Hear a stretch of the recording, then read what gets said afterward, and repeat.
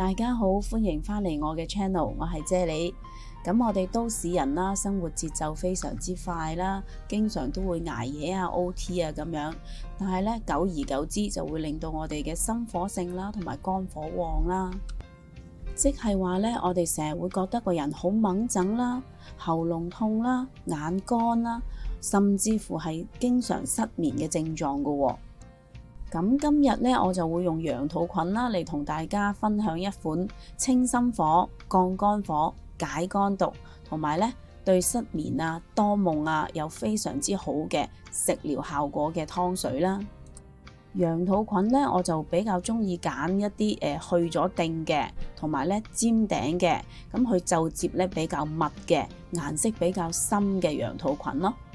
咁由於羊肚菌嘅皺褶比較多、比較複雜啦，咁通常我喺浸佢之前呢，我都會將佢清洗乾淨先，跟住先至浸嘅。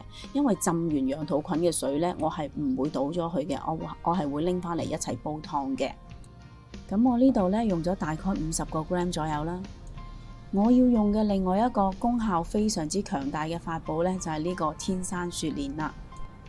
佢有非常之強大嘅解肝毒嘅功效啦，而且咧佢仲可以幫我哋調節血液嘅濃度啦，降低我哋血液嘅黏性啦，從而咧令到我哋嘅血液循環得更加好嘅喎。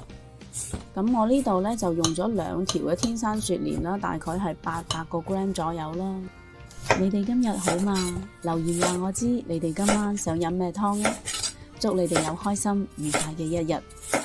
將切成一嚿嚿嘅天山雪蓮咧，就擺落個湯煲度啦。咁形狀 size 係冇乜所謂嘅。粟米咧，佢唔單止可以幫我哋保護視力啦，而且咧佢仲可以幫我哋降低血脂添嘅。咁高血脂咧，亦都係形成失眠嘅其中一個誘因嚟嘅。咁我呢度咧就用咗1條粟米嘅，大概300個 gram 左右啦。咁就切成一嚿嚿啦，擺埋落個湯煲度啦。養陰健脾補腎嘅紅腰豆啦，我呢度用咗40個 gram 啦。同樣都係健脾補腎嘅芡實啦，我呢度用到30個 gram 左右啦。咁呢啲呢，就係原粒嘅芡實啦，佢係比開咗邊嘅芡實嘅功效會更加好啦。養血安神嘅蜜棗2粒啦，咁喺呢個湯度呢，我唔建議將蜜棗換成其他棗嘅。我會將呢個湯嘅所有用料啦，全部 list 咗喺下邊描述欄嗰度嘅。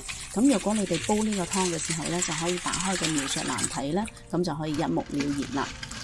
如果你對我嘅食譜有任何疑問嘅話，請你將個問題寫喺下邊評論區嗰度啊，我係非常之樂意同你哋一齊討論噶。我仲會用多一塊健脾理氣嘅陳皮啦，嚟調和翻個湯啦，令到個湯不寒不燥嘅。將浸好咗嘅羊肚菌啦、陳皮啦，同埋其他所有嘅材料倒晒落個湯煲入邊啦，跟住我會加入大概2.5 litres至3 litres左右嘅清水啦，咁就可以拎去煲噶啦。我會用大火啦，將個湯煲滾咗去先，大概需時15分鐘左右啦。15分鐘已經過咗去啦，哇，好香啊！淨係煲咗15分鐘咋，就已經聞到非常之香嘅羊肚菌嘅香味啦。呢個時候我會熄翻個細火啦，用細火嚟將個湯煲90分鐘嘅。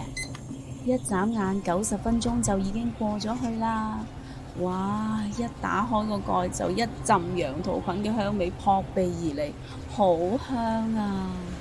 羊肚菌嘅香味呢，係比冬菇、茶樹菇甚至乎係蟲草花嘅香味呢，係更加馨香、更加濃郁嘅。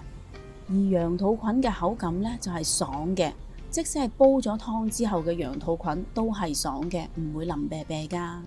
不如今晚你哋都試下煲呢個湯水啊！